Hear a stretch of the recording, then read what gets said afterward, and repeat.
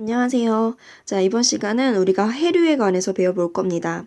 지난 시간에 우리가 해수를 움직이는 힘이라고 해서 수압, 경도력 이란 거 배웠죠? 수압의 차이 때문에 발생하는 힘이다. 자, 그리고 전향력이라는 힘 배웠죠? 지구가 자전하기 때문에 발생하는 힘이다. 근데 우리가 앞서 배웠던 요 두 힘을 통해서 오늘은 해수가 어떻게 흐르는지를 볼 건데, 에크만 수송이라는 거 볼 거고요. 그리고 지형류라는 거 볼 겁니다. 그리고 나서 요 에크만 수성과 지형류의 관계를 볼 거고, 그리고 우리 지구상에서 지형류의 형태가 어떻게 나타나는지를 알기 위해서 표층 해류인 아열대 순환을 볼 겁니다. 이 아열대 순환을 보다 보면 이제 서한 강화 현상이라는 게 나오게 되고요. 그래서 크게는 이렇게 내용을 배울 거다. 그럼 우리는 에크만 수송부터 들어가 보겠습니다. 에크만 수송이란 건 이런 거예요. 바다에 바람이 불잖아요. 그러면 그 바람에 의해서 해수에 흐름이 생기겠죠. 그게 에크만 수송입니다. 어떤 바다에 바람이 이렇게 불고 있어요. 바람. 바람이 지금 동서남북 이렇게 됐다고 하면 남쪽에서 북쪽으로 불고 있구나. 그러면 해수도 바람이랑 똑같이 남쪽에서 북쪽으로 흐르겠지라고 우리는 단순하게 생각을 해요. 그런데 실제로는 그렇지 않습니다. 어떻게 흐르냐? 전향력의 영향을 받기 때문에 바람 방향 그대로 흐르지 않고 바람 방향의 오른쪽으로 편향되어서 해수가 흐릅니다. 그런데 표면 해수, 표면이라는 건 딱 수심 0m를 말합니다. 그 표면 해수에 흐르는 방향은 내가 정확히 그 방향을 보니까 바람의 오른쪽으로 45도만큼 편향돼서 흘러요. 지금 내가 그린 화살표가 수심이 0인 표면 해수가 흐르는 방향이에요. 근데 이것보다 조금 더 깊어져도 바람의 영향으로 해수가 움직일 수 있겠죠. 그때는 이 정도 깊이라고 하면 또 표면 해수와 똑같은 방향으로 해수가 이동하진 않습니다. 표면 해수보다 좀 더 오른쪽으로 편향이 되면서 동시에 마찰 때문에 속력은 줄어들어요. 그럼 이렇게 되는 거죠. 좀 더 오른쪽인데 속력은 줄어들고, 그 아래쪽은 더 오른쪽인데 속력은 줄어들고, 그 아래쪽은 더 오른쪽으로 편향되는데 속력은 줄어들고, 그 아래쪽도 더. 이렇게 계속 진행되다 보면 어느 정도 깊이에서는 아예 표면 해수의 이동 방향과 정반대가 되는 깊이가 있겠죠. 그럼 우리는 이 표면 해수의 이동 방향과 정반대가 되는 깊이 그 이후로는 해수의 흐름이 있긴 있더라도 너무 속력이 이제 느리기 때문에 의미가 없다. 그럼 여기까지를 우리가 바람의 영향을 받는 층이라고 하자라고 해서 우리가 요 깊이를 마찰 저항 심도라고 해요. 이 마찰 저항 심도까지를 우리가 마찰층 또는 에크만층이라고 합니다. 여기까지 됐죠? 그러면 요 에크만층에서 해수들의 흐름의 그 평균 방향은 어떤 방향이냐라고 했을 때 우리가 계산을 해본 결과 표면 해수는 바람의 오른쪽 45도지만 요 에크만층에서의 평균 이동 방향은 바람의 오른쪽 90도다. 이렇게 90도. 이렇게 정리를 할 수가 있습니다. 물론 이건 북반구에 한정해서 그렇다는 거예요. 그럼 우리는 선생님 지금 그림이 좀 구리지만 정리를 해보자면 북반구의 경우 표면 해수는 바람의 오른쪽 45도 방향으로 흐르고, 그리고 에크만층은 바람의 오른쪽 90도로 흐르게 된다. 남반구는 이제 왼쪽에 해당되겠죠?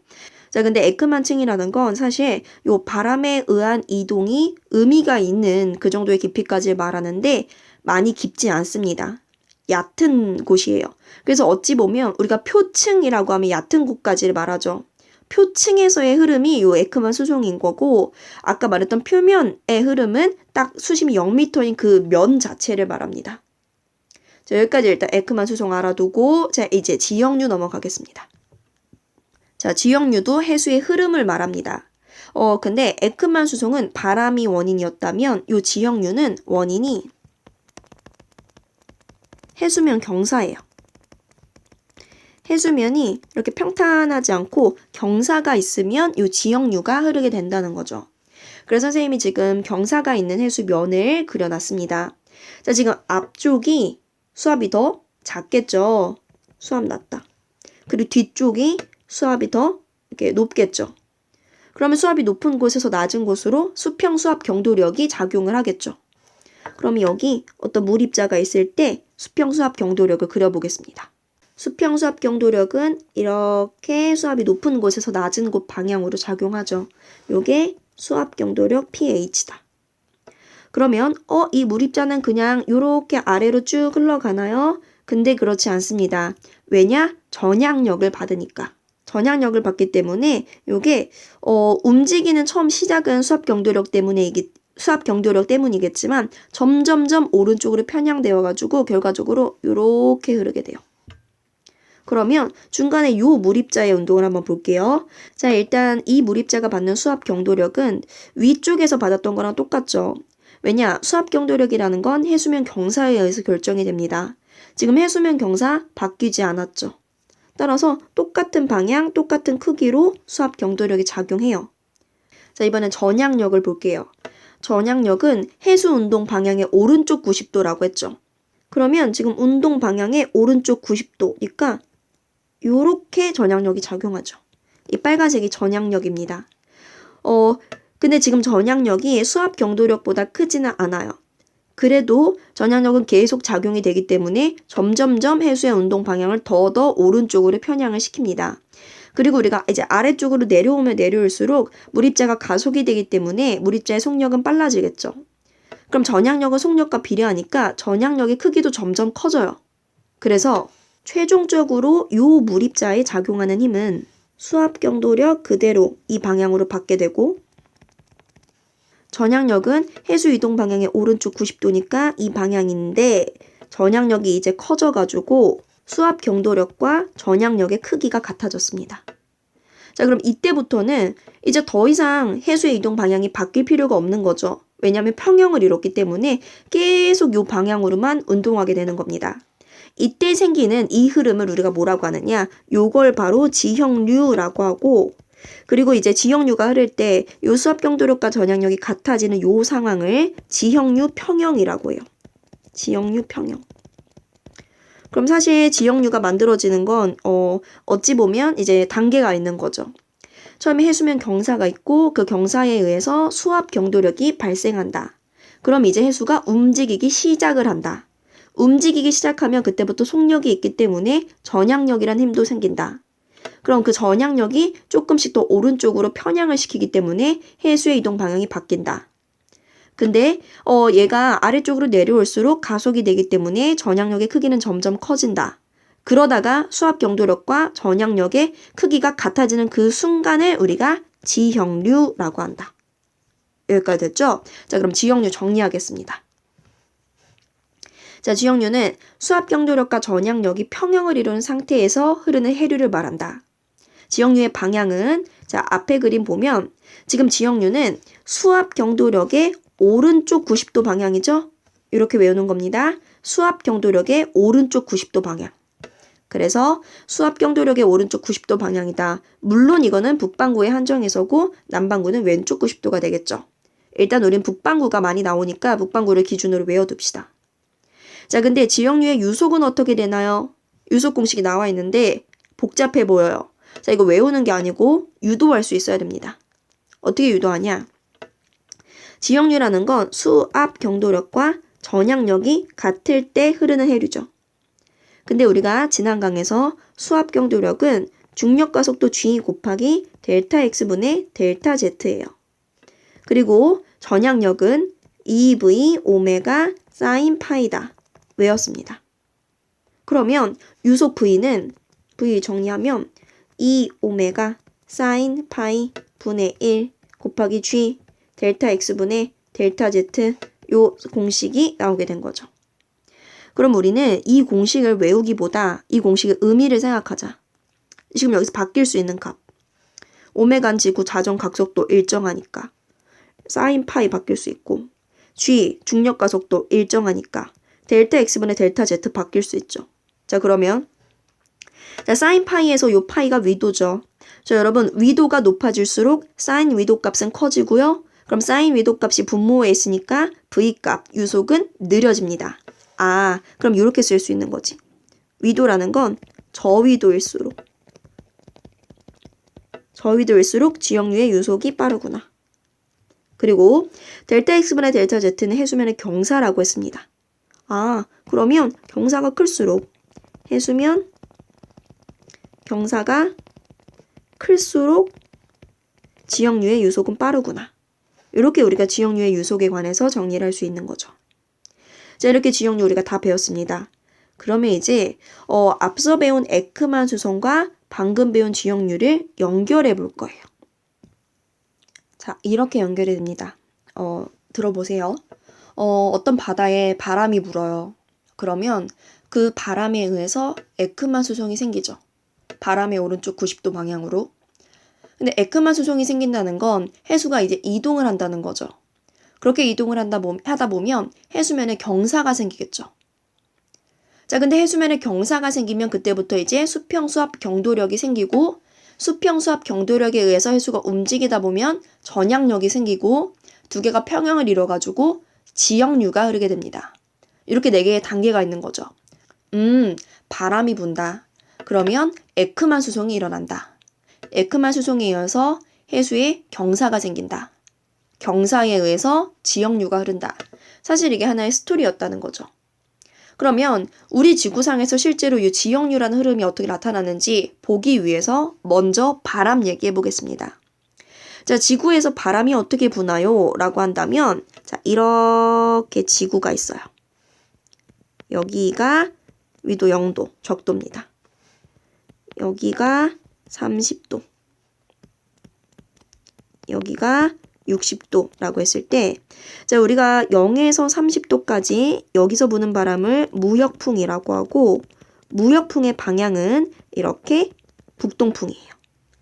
30에서 60도까지는 편서풍이 붑니다. 우리나라에 부는 바람이기 때문에 이름을 많이 들어봤을 것 같아요.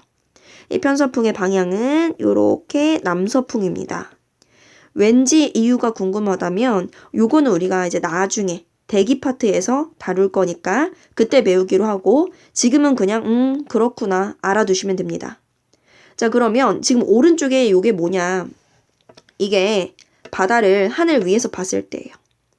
그러면 지금 0에서 30도 사이에 이렇게 무역풍 불겠죠. 그리고 30에서 60도 사이에도 이렇게 편서풍 불겠죠. 일단 적도 위로 북반구만 먼저 그리겠습니다. 자, 그러면 첫 번째 바람이 이제 불게 되는 거죠. 그러면 두 번째 바람의 오른쪽 90도로 에크만 수송이 생기게 됩니다. 무역풍의 오른쪽 90도, 무역풍의 오른쪽 90도. 편서풍도 편서풍의 오른쪽 90도로 이렇게 에크만 수송이 생겼어요. 자, 그러면 지금 무역풍 때에서는 해수가 북쪽으로 이동하는 거고 그리고 편서풍 때에서는 해수가 남쪽으로 이동하면서 지금 여기 요 30도 부분에 해수가 많이 모여서 해수면이 높아지겠죠. 그럼 우리 이제 경사가 생긴 거죠. 자, 혹시 요 상황이 이해가 안 가는 학생이 있을까 봐 선생님이 입체적으로도 그림을 그려보겠습니다. 지금 요렇게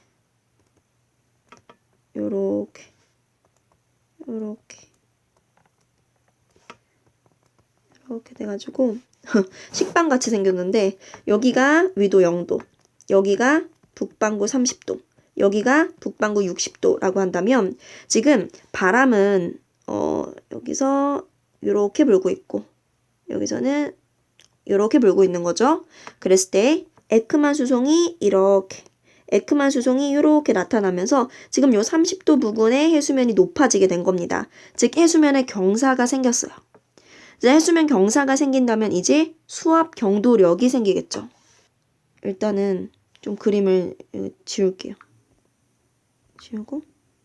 지우고 자, 수압 경도력은 해수면이 높은 곳에서 낮은 곳으로 이렇게 여기도 해수면이 높은 곳에서 낮은 곳으로 이렇게 생기죠. 전향력은요. 자, 전향력은 수압 경도력과 반대 방향으로 크기 같게 생깁니다. 이게 전향력이고요. 그럼 결과적으로 지역류는 어떻게 흐르나요? 지역류는 지금 북반구니까 수압 경도력의 오른쪽 90도 방향으로. 수압 경도력의 오른쪽 90도 방향으로 지역류가 생깁니다. 요게 바로 최종적으로 만들어진 지역류인 거죠. 그러면 왼쪽에 있는 그 하늘 위에서 본 상황에도 지역류 그려볼게요. 0에서 30도 무역풍대에는 지역류가 이렇게 동에서 서로 흐르는구나. 그리고 30에서 60도에는 지역류가 이렇게 서에서 동으로 흐르는구나. 그랬을 때 우리가 이 무역풍대에서 동에서 서로 흐르는 요 해류를 적도해류라고 해요. 적도해류. 그리고 30에서 60도, 그러니까 편서풍대에 서에서 동으로 흐르는 요 해류를 만약에 이 바다가 태평양이라면 북태평양 해류. 만약에 이 바다가 대서양이라면 북대서양 해류라고 합니다. 근데 실제로는 우리 지구가 이제 바다가 무한하지 않죠. 중간중간 대륙이 있습니다. 그래서 마찬가지로 여기도 이렇게 중간중간 대륙이 있다. 중간중간 대륙이 있다. 라고 한다면 지금 적도해류가 동에서 서로 쭉 흐르다가 대륙과 쿵 여기서 부딪히죠. 그럼 이제 갈 곳이 없으니까 이 대륙의 경계를 따라서 이렇게 흐르게 돼요. 마찬가지로 북태평양 해류도 서해서 동으로 쭉 흐르다가 대륙과 쿵 부딪혀서 이제 갈 곳이 없으니까 대륙의 경계를 따라서 이렇게 흐르게 됩니다. 그래서 우리가 지금 경계류가 두 개가 있는데 왼쪽에 있는 게 요 바다의 서쪽에 있다 라고 해서 요거를 서안 경계류라고 해요. 서안 경계류. 그 다음에 동쪽에 있는 거, 요 바다의 동쪽에 있다 라고 해서 얘를 동안 경계류라고 합니다. 여기까지 됐죠? 근데 사실 이 적도해류와 북태평양 해류만 지금 오른쪽에 입체 그림에서 지역류를 설명을 했지만 서안 경계류와 동안 경계류 역시 지역류입니다. 왜냐면 여기가 이제 봉긋하니까 요 방향으로도 이제 수압 경도력이 작용되겠죠. 그렇게 해서 그림을 그려보시면 이제 이해가 되실 겁니다. 일단은 그건 생략하도록 하고 다시 가운데에 있는 그림을 보면 지금 어찌 보면 위도 0도부터 60도까지 해수에 순환이 생긴 거죠. 이렇게 0에서 60도 사이 생기는 해수의 순환을 우리가 뭐라고 하냐? 요거를 아열대 순환이라고 해요. 또는 아열대 환류라고도 합니다. 지금 아열대 순환이 시계 방향으로 나타나고 있는 거죠. 그럼 남반구의 아열대 순환은 어때요? 남반구의 아열대 순환은 쉽습니다. 요 적도 있죠? 요 적도를 기준으로 여러분 그 데칼코마니 아시죠? 접었다 펴는 거예요. 대칭입니다. 그 남반구도 무역풍 때는 동에서 서로, 편서풍 때는 서에서 동으로, 그리고 중간에 이렇게 서안 경계로 이렇게 동안 경계류가 있겠죠. 이름은 얘도 적도해류예요. 적도 그 근처에 있으니까. 근데 구분을 하기 위해서 위에 있는 걸 북적도해류라고 할 거고 아래에 있는 거 남적도해류라고 하겠습니다. 그리고 얘는 똑같이 서안 경계류. 얘도 똑같이 동안 경계류. 그리고 중요한 게 지금 남반구의 편서풍대에 흐르는 요 해류 있지 않습니까? 얘는 일단 결론적으로 이름이 뭐냐? 이름이 남극순환해류예요. 왜냐면 이 해류가 흐르는 위도상에는 대륙이 그렇게 많지 않습니다. 그래서 요 해류가 대륙에 방해받지 않고 그냥 이어져요. 지구를 한 바퀴 쭉 이으면서 흐른다는 겁니다. 요게 이해가 혹시 안 될까봐 선생님 왼쪽에 지구 그림에도 입체적으로 그려볼게요. 여러분, 우리 남극에는 이렇게 남극 대륙 있죠. 그랬을 때 그 위에 편서풍대에 해류가 서에서 동으로, 서에서 동으로, 서에서 동으로, 서에서 동으로, 서에서 동으로 이렇게 이어지게 쭉 지구를 한 바퀴 돈다는 거죠. 이게 바로 남극순환 해류입니다. 마치 남극 대륙을 한 바퀴 순환하는 것 같기 때문에 붙여진 이름인 거죠. 그래서 우리가 지금 북반구와 남반구의 아열대 순환을 봤습니다. 자, 근데 하나만 더. 지금 적도를 보면 여러분 이 적도를 기준으로 위쪽과 아래쪽 모두 다 동해에서 서로 북적도 해류, 남적도 해류가 흐르고 있죠. 그러면 지금 여기 서쪽에 해수가 굉장히 많이 쌓이게 될 겁니다. 그럼 서쪽의 해수면이 높겠죠. 그러면 해수면은 높은 곳에서 낮은 곳으로 흐를 수가 있죠, 해수는. 그렇기 때문에 이렇게 서에서 동 방향으로도 적도 부근에 해류가 하나 더 생깁니다. 위쪽 아래쪽의 적도 해류들과는 반대 방향이죠. 그래서 이 해류를 우리가 뭐라고 하느냐? 얘를 적도 반류라고 해요. 적도 반류. 여기까지 됐죠? 그러면 지금까지 이제 정리를 해봅시다. 어떤 바다에 바람이 분다. 그럼 바람에 의해서 에크만 수송이 생긴다. 에크만 수송에 의해서 해수면 경사가 생긴다. 그 경사에 의해서 지역류가 흐르게 된다. 근데 그 지역류가 우리가 알고 있는 표층 해류다. 그래서 우리는 실제 지구상에서 0에서 60도 사이에 나타나는 그 표층 해류들을 한번 그려본 거다. 그러면 실제 지도상에서 이 표층 해류들이 어떻게 나타나는지 보겠습니다. 뿅. 이게 바로 실제 지구에서의 표층 해류예요. 얘네가 다 지역류라는 거죠. 복잡하게 보이는데 하나씩 일단 봐둡시다. 뭐 다 볼 필요는 없고 중요한 것만 볼게요. 자, 일단 여러분 태평양 어디예요? 그치. 지금 여기 우리나라 있죠? 우리나라 동쪽에 있는 요 바다가 태평양이죠. 그럼 여기가 어딥니까? 여기가 대서양이죠. 자, 그랬을 때 우리 태평양부터 보겠습니다. 자, 태평양에 적도 부근에 동에서 서로 북적도 해류 흐르고 있고 남쪽에도 남적도 해류 흐르고 있습니다. 대서양도 마찬가지로 북적도 해류, 남적도 해류 흐르고 있죠. 그리고 그 사이에 요 반대 방향 화살표, 얘가 적도 반류고. 자, 이번엔 편서풍대의 해류 보겠습니다. 편서풍 때는 서에서 동으로 해류가 흐른다고 했는데 태평양을 보니까 요게 북태평양 해류구나. 그 대서양을 보니까 이게 북대서양 해류구나. 그리고 자, 남쪽을 보면 태평양이든 대서양이든 편서풍 때에 서에서 동으로 흐르는 해류가 남극순환 해류구나. 얘는 끊기지 않고 계속 쭉 흐르는구나. 됐죠? 자, 이제 경계류 보겠습니다. 자, 북태평양, 서한 경계류 뭡니까? 이 북태평양이라는 바다의 서쪽 경계류 보면 되죠? 쿠로시오 해류예요. 어찌 보면 우리에게 가장 중요한 해류죠? 우리나라 근처에 흐르니까. 자, 그리고 북태평양 말고 이제 남태평양의 서한 경계류 뭡니까? 서쪽 경계, 동오스트레일리아 해류. 오스트레일리아 대륙의 동쪽에 있다고 해서 이제 이름이 붙여진 거죠. 자, 대서양. 자, 대서양에서 북대서양의 서한 경계류, 멕시코 만류. 남대서양의 서한 경계류, 브라질 해류. 이번엔 동한 경계류 보겠습니다. 자, 북태평양의 동한 경계류 어디 있어요? 북태평양의 동쪽 경계선을 흐르는 캘리포니아 해류. 자, 그리고 남태평양의 동한 경계류 어디 있습니까? 그치? 여기 지금 남미 대륙 있는데 여기 페루, 칠레 이런 나라들 있잖아요. 그래서 페루 해류. 그리고 자, 대서양에서 북대서양에는 동한 경계류 뭡니까? 요렇게 흐르고 있는 카나리아 해류. 그리고 남대서양에서는 지금 요렇게 흐르고 있는 이름 안 나왔는데 이 이름이 벵겔라 해류입니다. 벵겔라 해류. 이렇게 쭉 우리는 태평양과 대서양에서만 이렇게 알대 순환들을 보면 돼요.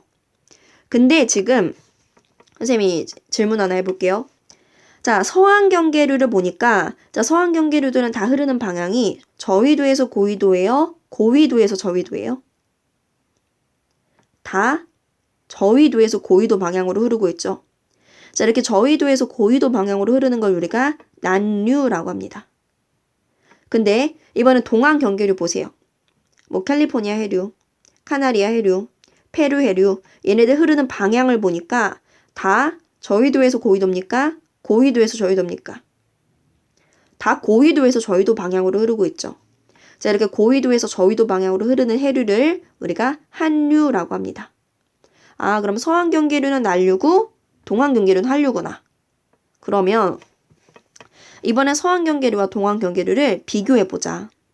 비교했을 때 서한 경계류는 난류다. 얘는 적도 부근의 따뜻한 해수를 이제 고위도 쪽으로 운반하는 애다. 동한 경계류는 한류다. 얘는 고위도에 이제 차가운 해수를 적도 쪽, 저위도로 운반하는 애다. 수온은 누가 더 높겠습니까? 서한 경계류. 자, 두 번째 염분은요. 자, 염분은 해수가 짠 정도죠. 소금이 많이 녹을수록 염분이 높은 겁니다. 소금은 따뜻한 물에 잘 녹죠? 그래서 염분은 서환경계류가 더 높다. 자, 세 번째, DO. DO가 뭡니까? 자, DO는 용존 산소량이죠. 그러니까 물속에 녹아있는 산소의 양. 자, 산소는 기체입니다. 기체는 찬물에 잘 녹죠. 우리 사이다 생각하면 되죠. 따라서 DO, 용존 산소량은 동안경계류에서 더 높습니다. 자, 여기까지는 할 수 있고, 자, 이제 유속, 폭, 깊이, 수송량을 볼 건데 이건 일단 결과부터 말하겠습니다. 자, 서환과 동안 중에 유속, 그러니까 해류의 속도는 서환이 더 빠르고요. 자, 폭, 해류가 흐르는 그 폭은요, 지금 왼쪽 그림을 봐도 알 수 있겠지만 동안이 더 넓어요. 그리고 깊이, 해류가 어느 정도 깊이까지 흐르는가 봤을 때 서환경계류가 더 깊고 운반하는 물의 양인 수송량은 서환경계류가 더 많습니다. 그래서 사실 우리 요 아래쪽에 있는 네 가지 항목은 선생님은 이미지로 기억해 두면 좋겠어요. 이렇게 그림을 그렸을 때 여기 서한, 여기 동안이라고 하면 서한은 좁고 깊고 빠르게 흐르는 그런 이미지. 동안은 넓은 길을 얕고 느리게 흐르는 그 이미지를 기억해 두시면 됩니다. 자, 근데 그럼 왜 서한이 동안보다 더 빠르게 흐르느냐? 일단 우리가 서한이 동안보다 빠른 요 현상을 서한 강화 현상이라고 하는데 그 서한 강화 현상이 왜 일어나느냐? 자, 왼쪽 그림에서 이렇게 단면을 잘라볼게요. 지금 왼쪽 그림은 지금 우리가 하늘 위에서 바다를 본 건데 지금 이 파란색 선으로 단면을 자르면 선생님이 아까 요 30도 부근이 봉긋하게 해수면이 높다라고 했기 때문에 우리가 생각하기엔 이렇게 그려질 것 같아요. 여기서 동 있으면 딱 가운데가 이렇게 볼록하겠지 라고 생각을 하는데 실제로는 그렇지 않고 여기서 동 있고 이게 정 가운데라고 하면 실제로는 이렇게 나타납니다. 그러니까 해수면이 가장 높은 곳이 정중앙이 아니고 서쪽에 있다는 거죠. 그렇기 때문에 해수면의 경사가 서쪽이 동쪽보다 더 가파르죠. 자, 그럼 확대해서 앞서 서한경계류, 동안경계류도 지형류라고 했으니까 지금 여기다가 그 서한, 동안경계류의 그 지형류에서 힘들을 한번 표시를 해볼게요. 자, 일단 서쪽은요. 해수면 경사가 가파르기 때문에 수압 경도력이 그만큼 큽니다. 이게 수압 경도력이고 동쪽은 해수면 경사가 완만하니까 서쪽에 비해서는 수압 경도력이 작겠죠. 더 짧게 그릴까? 더 이렇게 짧겠죠. 자, 그럼 전향력은 서쪽에서는 이렇게 그리고 동쪽에서는 이렇게 그려집니다. 전향력. 자, 그랬을 때 얘네들에 의한 지형류는 어떻게 되나요? 이거 지금 북반구니까 지형류는 수압 경도력의 오른쪽 90도죠. 그럼 서쪽은 수압 경도력의 오른쪽 90도라고 하면 여러분 어떤 방향일까요? 지금 화면을 뚫고 들어가는 방향일까요? 화면에서 뚫고 나오는 방향일까요? 그치? 수압 경도력의 오른쪽 90도면 화면을 뚫고 들어가는 방향이죠. 반면에 지금 동쪽은 수압 경도력의 오른쪽 90도라고 하면 화면에서 나오는 방향입니다. 이게 바로 지금 서한 경계류와 동안 경계류인 거죠. 근데 우리가 지형류의 유속을 결정하는 건 이 경사가 가파를수록 빠르다라고 했기 때문에 그래서 지금 서한 경계류가 더 빠르다는 거죠. 그러면 일단 우리가 지금 안 게 서한이 동안보다 빠른 이유가 서한이 동안보다 해수면 경사가 가파르기 때문이다. 즉 지금 이 아열대 순환의 중심이 서쪽으로 치우쳤기 때문이다 라는 거 알았고 또 서한 경계류와 동안 경계류가 지형류라는 것도 그림을 통해서 확인을 했습니다. 그럼 이제 또 의문이 드는 게 그럼 애초에 왜 요 순환의 중심이 서쪽으로 치우쳐서 나타나는가? 왜 가장 높은 곳이 서쪽으로 치우쳐서 나타나는가가 이제 궁금하죠. 그거를 설명해 보겠습니다. 일단 결론부터 말하면 방금 말했던 그 서한 강화 현상 있죠?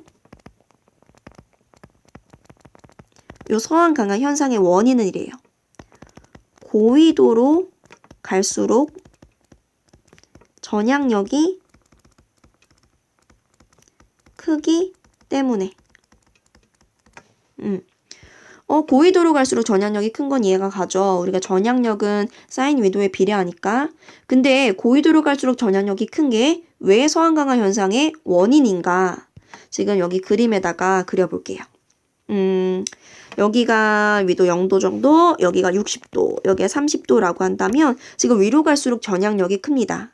그럼 여러분 지금 무역풍 때 이거 적도해류죠.